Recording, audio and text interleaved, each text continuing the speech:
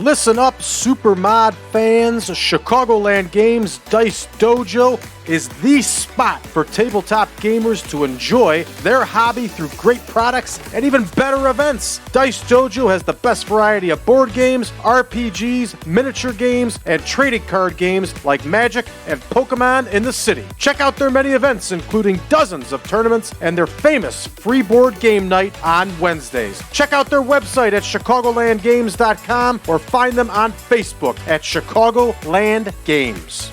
Are you looking for more Supermod content? Come join us on Patreon, patreon.com/PowerCast Network. For just $5 a month, you can get access to YouTube ad-free shows, all Supermod updates, all Supermod spreadsheets. All of our shows are released early. There are bonus episodes and much more. Don't waste another minute, everybody. Head on over to patreon.com/PowerCast Network.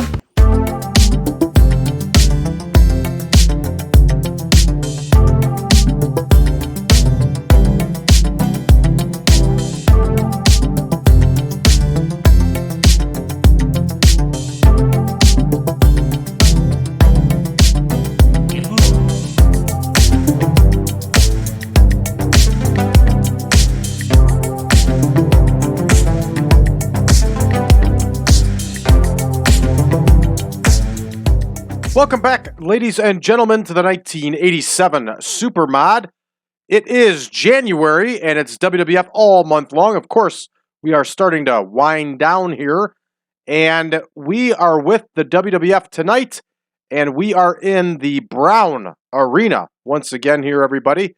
That is the Walter Brown Arena, and we are in Boston, Massachusetts, and of course, we are filming part 2 of Wrestling Spotlight.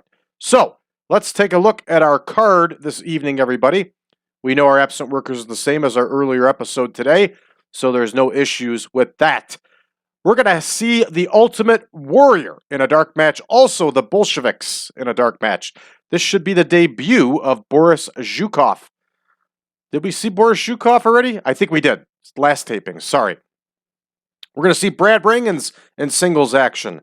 Bob Orton Jr. and the magnificent Muraco will be in tag team action.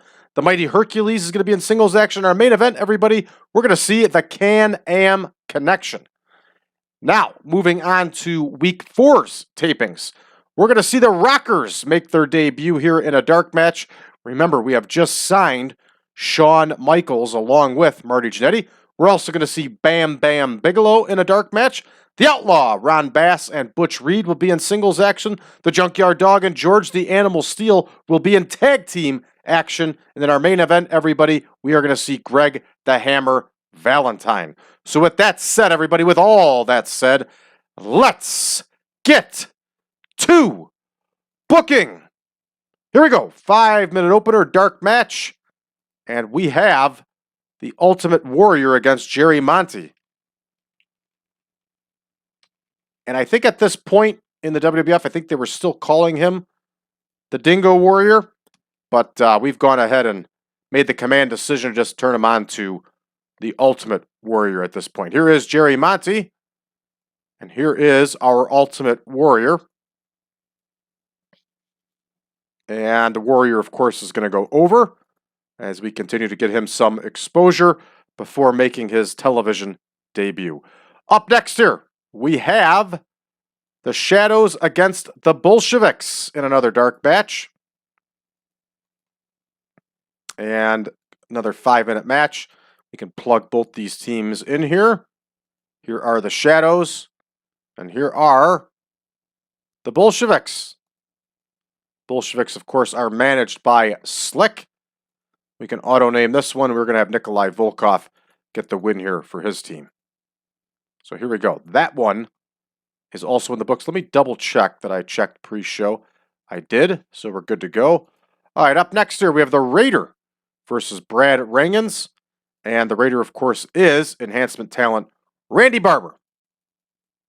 And I learned that one when I was first starting to lay these out. I went, who the heck is the Raider? I looked it up, and it was Randy Barber. Randy Barber is a pretty big dude. Did a lot of enhancement work for Jim Crockett Promotions. And of course, now he's doing dates with the WWF. I don't know how long he lasted in real life, but for us, he definitely serves a purpose. Here is Brad Rheingans, everybody, and Brad Rheingans is going to get the win. A much-needed win for Brad Rheingans. The other shows I've tried keeping as realistic as possible. Spotlight and the others, of course, are... I'm just doing what I think's best for business to help people get over. I could look the shows up, but of course they were all shows from like arenas. They weren't actual dedicated TV taping shows. So here we go. Orton and Muraco are going to cut a promo. I know that they were in a feud. I don't know if they still are. They are not still in a feud, so that's cool. So we can just do an open promo with them. And of course, they're talking to Craig DeGeorge. And these two are managed by Mr. Fuji, but it's not necessary to have Mr. Fuji talk. Both these men are capable of doing pretty good promos on their own. Here is Magnificent Rocco. Here is Craig DeGeorge. Sorry, not Craig George, Craig DeGeorge. I knew a person with the last name of George at one point, so that's why I was thrown off. She was from Haiti, and we were in the army together. All right, here we go. This one is all set for the promo. And Charlie Fulton and Dennis Stamp will face Orton and Muraco. Of course, it's going to be a 3-minute enhancement match. Here's Fulton and Stamp versus Orton and Muraco. Charlie Fulton, of course, was a very good hand, and he's at the end of his career here. And he's working some enhancement talent for us, and he really did in the WWF in 1986, and so did Dennis Stamp, and that's why we're glad to bring him with. I'm sure Stamp probably ended up doing enhancement matches for the WWF due to his connection with the Funk Brothers when they were still in the World Wrestling Federation. So here we go. Bob Orton Jr. is going to get the win here, everybody. Of course, he's just known as the Ace Bob Orton or Cowboy Bob Orton here, but there was a Bob Orton Sr. who is still active at this period of time, so I call him Bob Orton Jr. All right, that one's in the books. Up next, we're going to have a Hercules promo. And Hercules usually does not do very good promos on his own. But it's a B show. So he's going to do the promo on his own. We'll see how he does. Maybe since he's gained some popularity, maybe his promos will be a little bit better. But we'll see. He's going to talk to Craig DeGeorge. And of course, he's going to talk about Billy Jack Haynes, who he is still embroiled in that nasty feud with. And here we go. Hercules based on entertainment. Billy Jack Haynes off screen. And this one is booked. Next, we're going to have Barry Horowitz be the victim for Hercules here. And they're going to go enhancement 3 minutes. And it's only 1 R. I was putting 2 R's in there for Horowitz for a while. Just 1. Here is Barry Horowitz. And here is Hercules. And Hercules is going to get the win here. And this one is all booked. Here we go next with a Can-Am Connection promo. And I think the Can-Ams are out of a storyline too. And they are. So we will just have them cut a promo.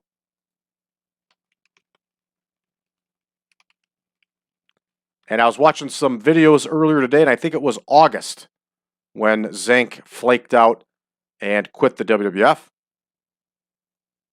I think it was August, so we'll keep an eye on that, and we'll keep it realistic. Here is the flake, Tom Zank. Here's Craig DeGeorge. And this one, everybody, is just about all set.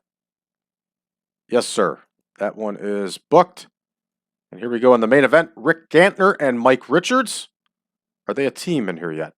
They are, yes. And we are going to have 4-minute bout. And it's going to be Gantner and Richards versus the Can-Am Connection. And we'll have the Flake himself get the win here for his team. Like it when we can auto-name things. Tommy Zank's going to get the W here. And we're at 35 minutes. This one's ready to roll. Let's see how we do. All right, Monty and the Warrior get a whopping 31.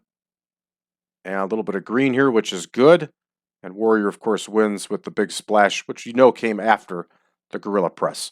Here we go. Nikolai Volkov gets the win over Shadow number 1 with that Russian bear hug. We get a 45, and Volkov and Zhukov have great chemistry. Have great chemistry. That's a good sign. Lots of green here. I think this team's going to turn out just fine. They just got to get some popularity up for Zhukov. Good stuff. All right, up next, Rheingans wins with the bridging cradle suplex, also known as a fisherman's suplex, if I'm correct, over the Raider. Rheingans has a 48 on his own. Red text of doom all over the place. A whopping 23 is the score. Up next, Orton and Muraco get themselves a 78 promo. Lots of green, lots of money. Good stuff here, everybody. Not bad for a B show. And of course, Orton and Muraco get the win after Orton wins with that superplex, a whopping 59 overall. Orton gets a 79, Muraco gets a 73. You can guarantee it's due to holding back business. Yep, it is. And lots of green here. This is good sign. And, well, they were a terrific team together. All right, up next here, Hercules and Craig DeGeorge. And Hercules gets a 66 on his promo here, which is a lot better than I thought he would. And earlier I was telling you about how poor of a promo Hercules was. I actually watched some old WWF TV, and he wasn't terrible. So Hercules gets the win here with the backbreaker rack, and 61 overall. Hercules got a 69 in his own, and of course that's due to fatigue and holding back. All right, up next here, everybody, Rick Martel and Tom Zenk cut a promo. They get a nice 74, not bad at all for the Can-Am connection. And Rick Martel was just not a good promo.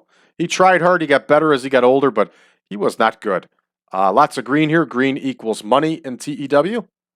And a whopping 52 for our main event. Rick Martel outshone everybody here because he's got that dynamo trait where he wrestles hard every match no matter what. Obviously, the flake Tom Zenk does not have that. Green here. Good stuff.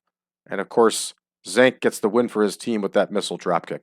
We're going to finish this one up, everybody, a 65 overall, which is not bad at all for a simple B show. All right, I'm going to go ahead and change the colors over here, and then we are going to get ready to record our last show. Here we go. Cortez and Barry O will take on the Rockers in this dark match.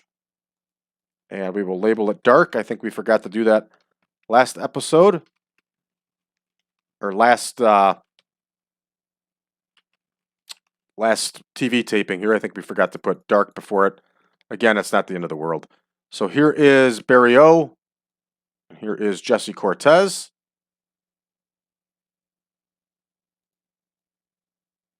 And here are the Rockers.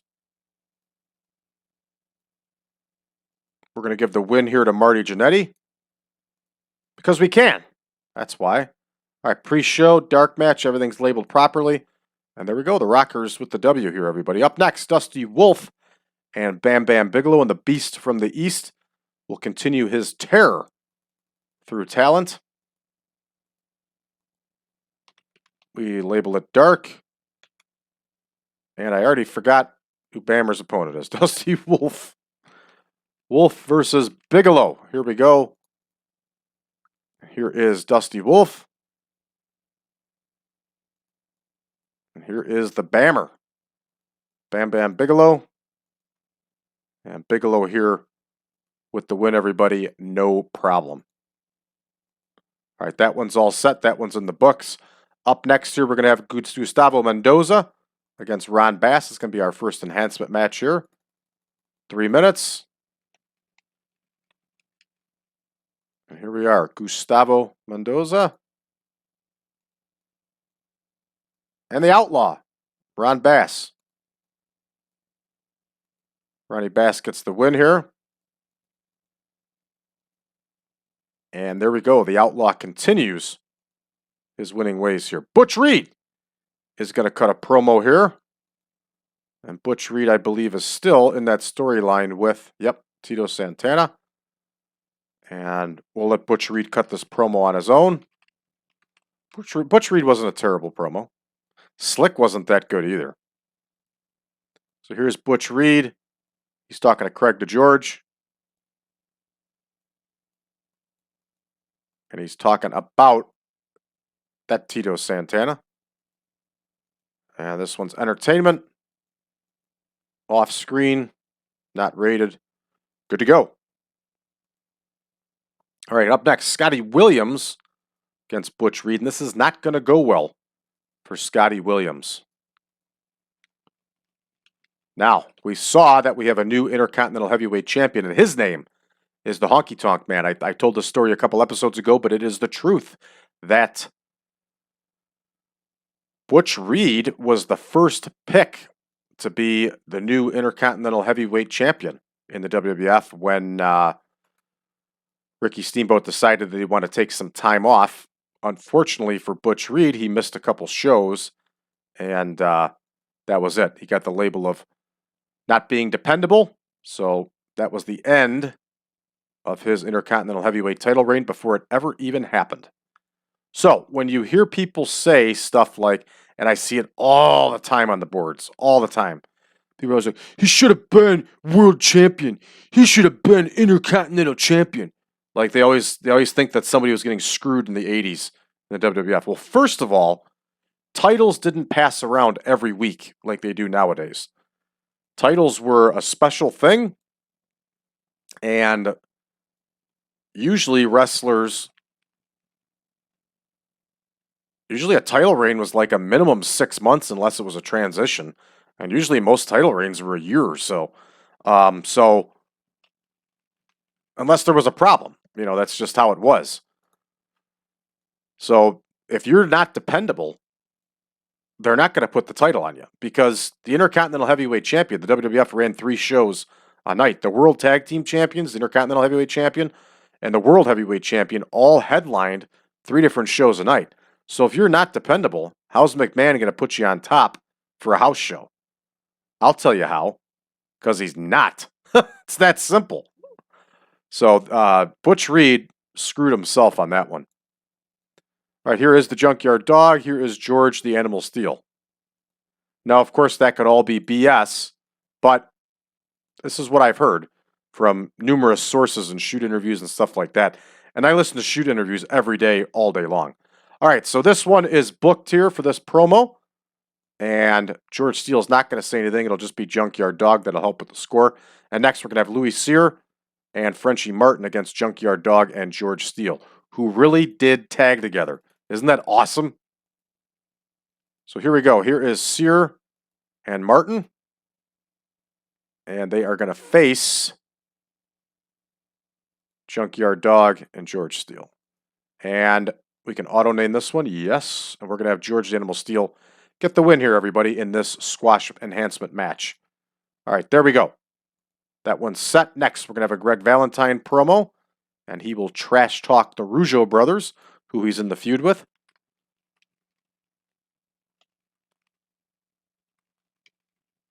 And, of course, that no good Johnny V will be with him. Here is Greg Valentine. Here is Craig DeGeorge. And here are the Rougeau brothers, Jacques and Ray. Here is Jacques. And here is Ray. Little known fact about Brad Drake. When I was a freshman in high school, I took French class. And I picked the name Jacques because of Jacques Rougeau. True story, everybody. True story. En français, s'il vous plaît. Je m'appelle Jacques. See that? How's that français for you, everybody? All right, here we go. And Greg Valentine will be trash talking the Rougeau brothers. We're ready to move on.